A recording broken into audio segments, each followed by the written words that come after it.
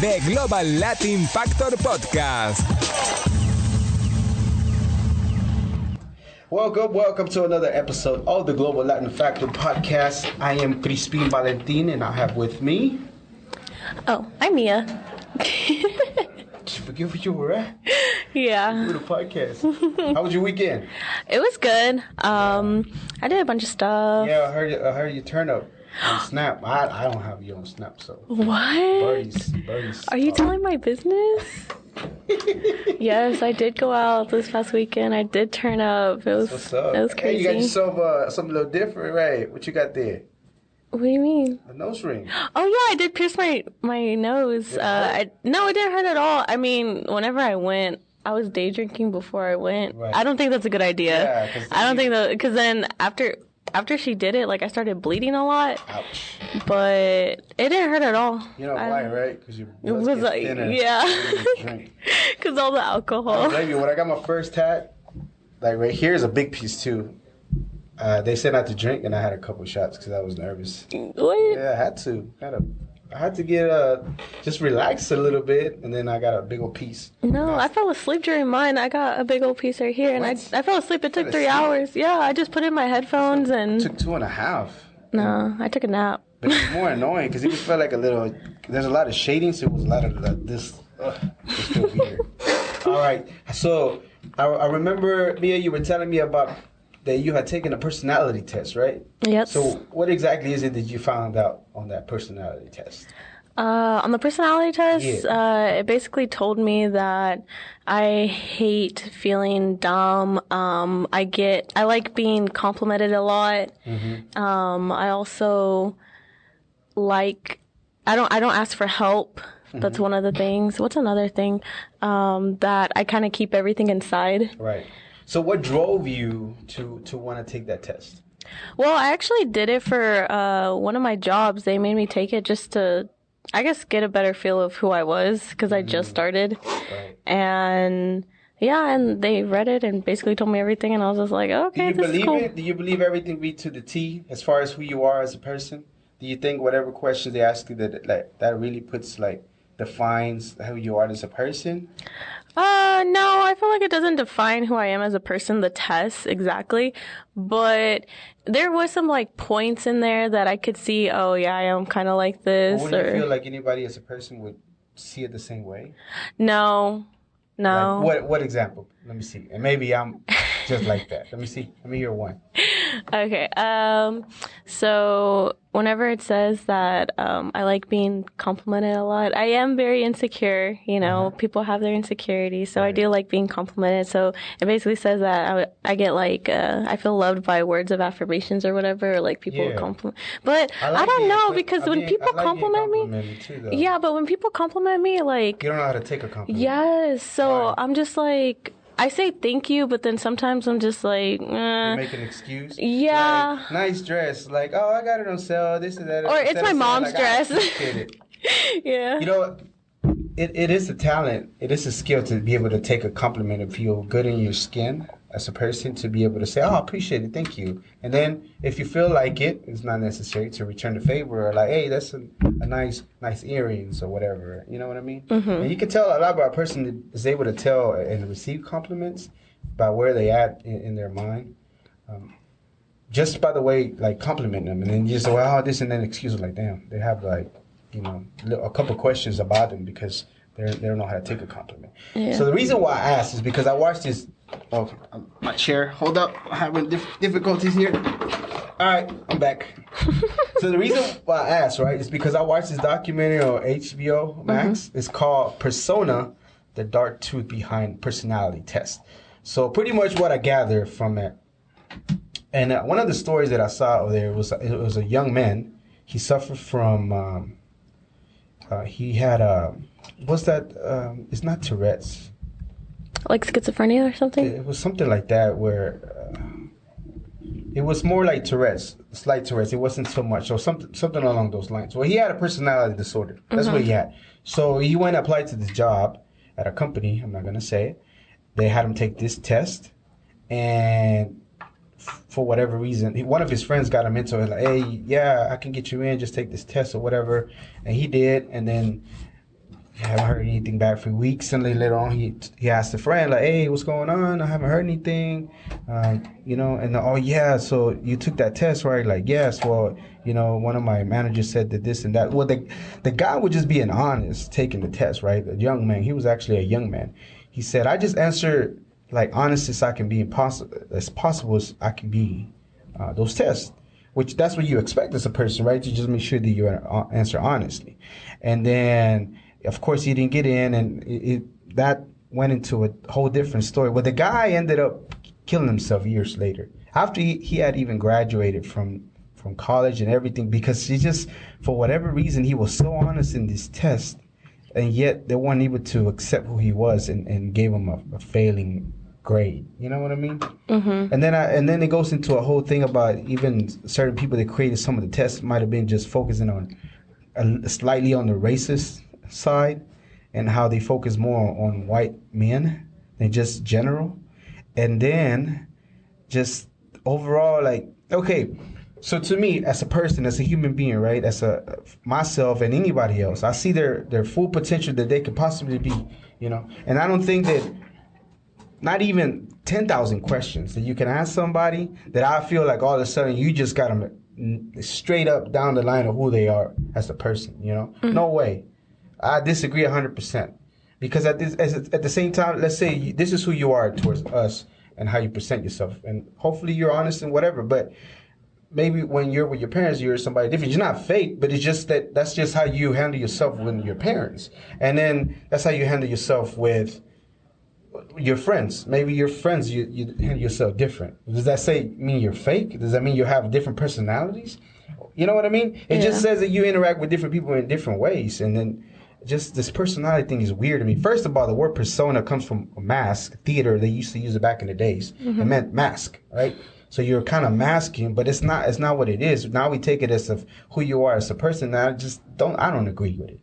I don't agree with the test itself. I know companies take it, and it's easy not to want to be honest, because you know that if you don't strongly agree on something, and if you just agree, then you might be a little bit undecisive. You know what I mean? And that could be a bad quality for you. Yeah, or people don't like to disagree with people. Like, they don't want to be the person that's like, that has a different opinion because they want to get along with everybody. You know what I'm saying? For the most part, I feel a lot of people are that way. But I just didn't like. And check this out. Carlos, this AI, bro, take it over. So now they're doing a personality test, right? Where you have this, just like we have the camera in front of us with this little laser scanning your face features. As they ask questions, they're seeing your face and how you react. So sometimes if you're not being honest, you have a tell, you'll be like, like you giggle a lot. No. Look. So this freaking camera now, you're getting tested. You're reading these questions. They ask you questions and you answer, and this reading your face. You know what I mean? So it's kind of like you want to hide. It's not going to be 100% first of all, because even a lie detector test, you can fake. Like, you can pass a lie detector test if you can, know how to do it. Keep your heart rate down, right? From what I heard, that's how you do it. Yeah. And you eventually can get past it, So I'm saying that it's crazy to me that there's an AI now. They're developing a program that is going to check your features as an answer. But at the same time, after a while, I feel people are going to find a way to work around it. Yeah. And then the fact that somebody died over this personality test is just weird to me, man. It's just so strange to me. I understand that he already had mental illness, but at the same time, but still he was just being as honest as possible. And the version he took was a diluted version. So now, there's two main tests, and I don't remember the ones. So those two main tests, I think one is like the something 5, and then the other one's the I don't know what. Anyways, so out of those two tests, all those little tests branched out for different companies that got the test, and they started making their own version of it according to whatever they felt like was, like check you off, you're not qualified, Mm-hmm. So he took one of those diluted ones of not even accurate. Again, they're not even accurate, period, but super inaccurate, and that caused the man to have just like this crazy thoughts about just, let me just end my life. I don't feel it's worth it for over a freaking personality test. Wow, this is why you need to be mentally strong. Man, again, that's true. But at the same time, the dude was already he had tested and had a disorder already, you know? Yeah. So he had to have treatment. So it wasn't that he wasn't strong. But at the same time, he already had in his mind that he was this already. You know what I mean? So, I mean, it's just sad. And it's not cool. It's not cool to base yourself as a human being, limit yourself to a couple questions. And somebody, all of a sudden, they can tell you that you're this. I'm like, no, okay, that's fine. And I've taken plenty of us, right? Yeah, okay, whatever. Yeah, okay. Whatever you say, you're not going to tell me. Just like doctors, to me, it's like, it's their opinion, honestly, to me, 100%. I know that a lot of people disagree and they believe in doctors whatsoever. I just feel like a lot of the time, sometimes they just give their opinion. And that's just my opinion, that I feel like doctors just give their opinion on certain things. And then you can go on and either treat yourself like naturally or whatever the case might be and just, you know, might not have nothing. There's this documentary on Netflix. Right. It's called Heal. And it's basically how people can heal themselves with just like their mind power, like their mindset. And it's basically like giving patients like a placebo. Right. So using like their mental health to basically like tell themselves, oh, like I'm healthy, like I'm not going to get sick, stuff like that. And then it ends up working. Like they're sick and then they get healed and they're not even taking like real medicine. It's just like, I say something like that forever and a day, years now. It goes something like, my body returns to its natural state of well-being. I'm healthy. My body returns to its natural all the time. I was constantly feeling a little weird, whatever. I say it all the time. Meditate on it, do whatever, and do it all the time, 100%. And I haven't got sick in years. And even if I feel a little strange, it's just like I keep saying it. Do a little meditating or whatever the case might be, and that's it. There is extreme cases of certain things that, like, let's say you caught some kind of weird virus or whatever that might need something. But for the most part, it's all here. It's all in the mind to me. Just like them people are healing themselves. All right, so we're gonna go ahead and move on to our topic today for the Global Latin Factor, and this is gonna be a song.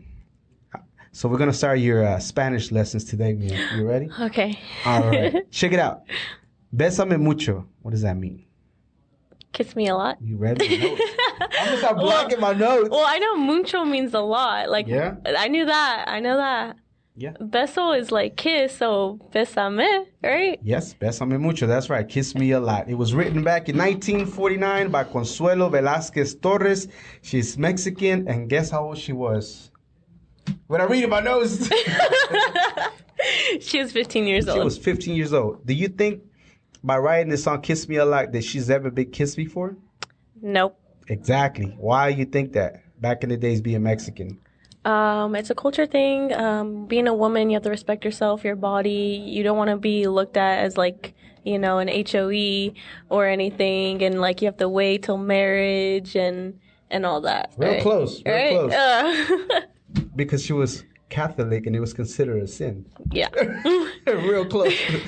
First, I was on the right page. I was getting there. Yes. The first recording of the song Besame Mucho was by Emilio Tuero, and it was a hit immediately in Mexico. It was considered one of the most popular songs in the 20th century and of all times. It's also one of the most important hymns in the history of Latin music. It's also been in movies. Guess what kind of artists have sang this song in the United States and worldwide? Like you guessed. All right. No, let me read your notes. Jesus. This is the preparation that we have. This is the kind of preparation we go through. Well, go ahead. Who was it? The Beatles. Yes, the Beatles sang this song. They have a variation of Besame Mucho that they did, the Beatles. Frank Sinatra, Plácido Domingo, he's Spaniard, he's an opera singer. He sang this song too. There was a Caribbean lady's name, I forget her name. She also sang the same. It's one of the only songs she sang in a native that is not her own language, which was Spanish, and she sang that song as well. The song was inspired by a nightingale aria from the opera. Help me with this. Goyascas by Enrique Granados from Spain. So she was inspired kind of sort of by this song. And this song remains one of the top charted songs in the U.S. This is some other artists that sang the song. Jimmy Dorsey back in 1944. Andy Russell back in 1944 as well. Abby Lynn back in 1944 again, I guess. Okay, so maybe I'm reading it. There's even a television network called Besame Mucho. How you feel Like about that? like a a television, like a network, yeah. Oh, for Like real? a whole, network called Besame Mucho. That sounds cute. That's like a cute like TV network show. Right, Besame Yeah. Mucho? Yeah. I don't know. I think it would be I feel like there might be like drama and stuff, like gossip. like a lot of novelas. Yeah, There's that's nothing what but novelas. I don't know. That's what I think. I see it too. Can you guess one other artist that sang this song? You would be like, no way. Give me a hint. Rock and roll. What year? What kind of rock and a roll? long time ago. Like they're big though? Is it a band? It was one of the biggest artists ever in American culture. Like one artist, like one singer, or is singer it with a guitar? with a guitar? Yeah. You know how young I am? Yeah, I know. I don't think rock is my that genre. retro stuff Also. comes back though. I'm just saying, some of the songs are making a comeback. Some of the, for whatever reason, I just be liking some of the older stuff. Yeah. Elvis Presley. For real? Yeah, he did a variation of Besame Mucho too. Like an English version? No, it's Like Spanish. for real? Yeah, like the Beatles version. He made his own. Oh, So the Beatles cool. mostly is mostly the Beatles is in Spanish, the hook or whatever, the chorus, but then they make their own little verses in English. Yeah, how you think about that? Imagine this song right here, born in Mexico and traveled all over the freaking world, all the way to Spain, and then just have one of the top artists are known in American culture to sing this song. I think it's pretty cool. Again, the global factor. That's what I'm talking about. It's just crazy how, to me, some of these songs are just taken and just a song, and then all of a sudden just influence people left and right. Yeah. Any final thoughts on that? I like the fact that like it's our culture or whatever, and it's like spreading, and like it's cool because I'm learning about it because I don't really know a whole lot. Yeah. But I think it's really cool that like English people or what. Don't be laughing. Like you guess. What? Some research. Stop judging. Oh my god, you're gonna stay on my head. Videos. That's the best. I'm gonna have all the info. I'm ready for this. That's all I'm saying. But it helps. It helps. Yeah. We're gonna get you there, little grasshopper. We definitely are. Do this now. One hand. Did you make that? Do that? Yeah. Same thing with the thoughts. Learning something new. Just that simple. Don't overthink it. Okay, so it's funny to me people say that. It's trippy to me because, and again, I only know or kind of sort of get the idea of it, of people saying live in the now, but there's like really no option. You know what I mean? And everything else is like living in your head, living in there or here. You know, it's cool to think ahead or plan or visualize, but at the same time, you can only be. You know what I mean? You might not be giving all your full attention to it, but then you just still here. And the trick that I learned about anxiety is that if you just focus on your breathing and focus on one little small piece for a couple of seconds, 20, 30 seconds, just keep breathing and focus on one thing, it brings you back here because all inside is just the different thoughts that you just let run wild. But again, you do this, right? All right. Have you ever heard of the saying, actually, we're going to go into your word of the day. Your word of the day today, Bia. Okay. Why are you scared? Because I'm nervous. Why? This is the first time I'm ever actually trying to learn a new word in Spanish. Absolutely. And I'm going to give you a trick later on in another episode of something I learned. Okay. So, word of the day. And again, we're going to touch up on the reason why. Okay, so Mia is second generation Mexican here in the United States. She doesn't know Spanish for whatever reason, just the way that you play it out in her family, not just because she wanted to or not. But at the end of the day, her upbringing was not learning Spanish, you know. But that doesn't mean that she doesn't want to learn, right? Correct. You know, and it doesn't mean you're less Mexican because you have heritage and your blood is Mexican. You know what I mean?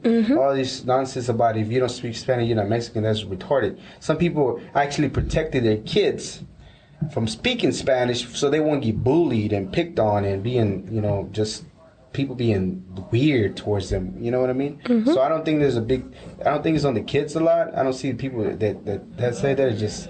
It's just ignorant. You know what I mean? So, word for you of the day. Very popular word in Spanish. You're probably going to need it. Vacations if you go to Mexico. Cerveza. Cerveza. Cerveza. Oh, pulling my R's. You got it. Okay. Wait, say it again. Cerveza. Cerveza. Eso. Cerveza. Do you know what that means? You told me it means beer. We're supposed to play along like we didn't know. Okay, yes, so beer. I didn't know that. It means that. beer. Cerveza. We're going to teach you Spanish. If you don't know any Spanish, one word that you can take it when you go on vacation. You get your people come over. Señor, ¿qué le gustaría tomar? And you'll be like, cerveza, por favor. Here, please. Just like that. Okay. You got yourself a drink and you're ready to go. A ver, one more time. Cerveza. Cerveza. There you go. You got it. All right. Have you ever heard that saying that goes, hard work beats talent every time? Hard work beats talent every time. Why do you think it's true? Or why? Do you even think it's true? Do you think it makes sense that it does? And why? Yes, because hard work, you're working, like you're practicing something. Like let's say I'm not good at doing this, podcasting or whatever, but I'm still here. I come every day. I practice, But if I had the natural talent, would I actually really like doing it, or would I be more lazy? I think I would be more lazy if I had natural talent of doing this. Got you. So it does make a lot of sense of what you said, because a lot of the time, let's say you do have the natural talent to do whatever skill it is, but then all of a sudden you just realize you're good and you just get complacent and you just don't want to grow anymore. But somebody that likes it, not only likes it, but loves it, put their heart and just keeps working at it and keeps at it. Again, I don't know how true it is. I've said it before. The 10,000 hours of doing something, eventually you supposedly you master something. I think there's a lot to it. At the end of the day, you just still putting in hours, on doing a skill and sharpening it and getting better. So if you're putting in more hours than somebody else, even if they're so good, eventually there's going to be a time where no matter how good they are, if you just put them the hours, the sweat, everything, all of a sudden just like, got them. You'll beat them every single time. Yeah. Hard work beats talent every time. You remember that. Make sure you put it into practice when you're out and about. Now, we're going to get to our Latino, our global Latin factor Latino of the day. Guess who we have today? Don't read my notes. You gotta read my notes. Jennifer Lopez. We are talking about Jennifer Lopez today. You know her full name? Why you gotta cover your notes like that? Dog, you know her name. Dog, you told me you were a fan of Jennifer Lopez. No, I didn't say I was like a fan. I just know a little bit, because I'm a little like, she fine, she's like a business boss woman, independent. She takes care of her kids. She works hard, and that's what every girl wants to be like in their early 50s, looking like her, right? She's like early 50s. She's early 50s. Okay. 51 last time we checked, right? Yeah, okay. Okay, so her full name, besides J-Lo, Jenny from the block, is Jennifer Lynn Lopez. She was born in July 1969 in the Bronx, New York. She is born to Puerto Rican parents, and she's Puerto Rican. She quickly became one of the most famous and most successful Latina actors. However, did you know that her mom did not want her to be in movies. So whenever Jennifer Lopez went in high school, she got a small role in a small movie, and then her mom wanted her to go to school. So she didn't take the thought. She went to school for a little bit, but then guess what? She was there, and it's just not her thing. It's not for me. Mm-mm. She was just like, I gotta get out here. She did gotta get out of here, but she did get a few movies that she was on in the beginning. One of her smaller roles when she was 16 was a small movie, Little Girl. That's back in when she was 16. Small little musical that she played a part of, and then also she was in the She told me about this. She was a fly girl. Yeah, she was a fly girl. She'd be busting the moves and she appeared in Living Colors as well. And also, I'm gonna tell you something. Okay, so whenever her mama told her like, no, you can't be an actress. You're gonna this whatever. She actually had to leave the house, and she was homeless for some time. Her mama, Guadalupe Rodriguez, was not supportive of her whatsoever. She said, nope, we're not going to do that. And she left. And at times, she had to sleep at the dance studio Did you know she was homeless for some time? No, but she followed her dream. She was just like, I want to do this and I'm going to go after it. I don't care if I'm going to be homeless. She's going to figure it out. If I sleep in the studio, I'm going to go ahead and do it. Another thing she really liked, and she's very active. She's always been active, but even back in school, she was in gymnastics, softball. She ran track in the national level. Dang, I did not know that. Okay, so ladies, all my beautiful Latina ladies, this is gonna change your life. Reason being, it's gonna change your life because this is some of the things that I feel like she looks the way that she looks to this day. She doesn't drink, she just doesn't smoke, no alcohol, no sugar, but she likes to here and there indulge in some chocolate chip. I think it's chocolate chip cookies, and occasionally some decaf coffee. And she'll pass caffeine for 10 hours of sleep any day.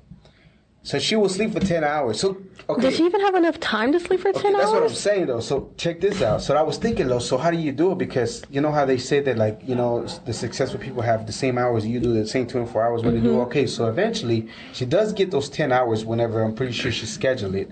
But anything after that, she has to be on the go, like 100%. Yeah. Most of the time, most likely, I'm guessing is structure. It's structured to a way that even those remaining 14 hours, she does whatever she needs to, but she still gets.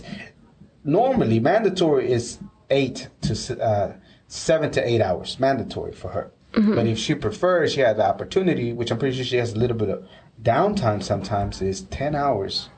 Wow. She says she really feels, she believes in sleeping, getting your rest, and she believes that it helps. And a lot of the times to feel grounded, make sure, you know, because she's over here in the airplane, she's flying, she's doing her thing, whatever, she's wherever she's doing.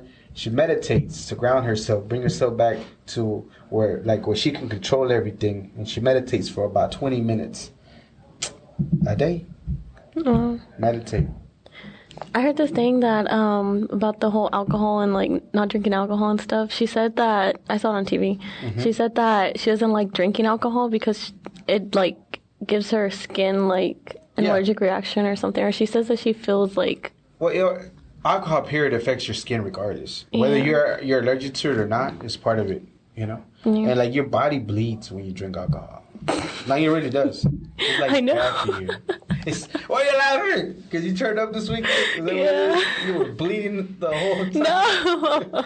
I'm just saying that's what happens to your body physically. Like literally, whenever you're drinking, that's what happens. And it's crazy too. I mean, again, I enjoy the drink here and there, but at the end of the day, we know this stuff. You know when they say, okay, don't hit yourself. Careful, everybody. There's some mic there. Okay, so you know what they say? The knowledge is power. I don't believe that at all. I don't care what you say. Knowledge is not power, because you can know everything there is to know about the entire universe. But if you just hold it here and do nothing with it, you just sit still idling, and you don't do nothing. You don't do nothing with all this knowledge that you have. That you're not being productive. You're not doing anything. But the implementation of the knowledge that you know gets you places. Yeah. Because again, I disagree with the quote 100%. You can put money on it. You can know everything that you want to know, whatever. I don't care. Let's say somebody knows more about Latino stuff than I do. You know what I mean? But all they do is know it. And they don't share it with the world. They don't go out here. I might be wrong a lot of the times when I'm doing this. But at the same time, I'm putting and taking action of what I'm learning and putting it to hopefully inspire somebody. Yeah. Where whoever the other person might just have it. And that's it. So yeah, I give it credit. You probably know more than I do. Yeah, 100%. But I'm over here saying, hey, you're not. You know what I mean? Yeah. I'm doing something with what I'm learning and what I'm implementing. And that's what I'm saying. Knowledge is not power. It's what you do with the knowledge. Implementing the knowledge is what gives it power. That's facts. 100%. I feel it. So meditate, ladies. No alcohol. 10 hours when you can. Schedule. And I'm pretty sure she focused. Well, she definitely works out and eats healthy. Two a day. And she does eat healthy.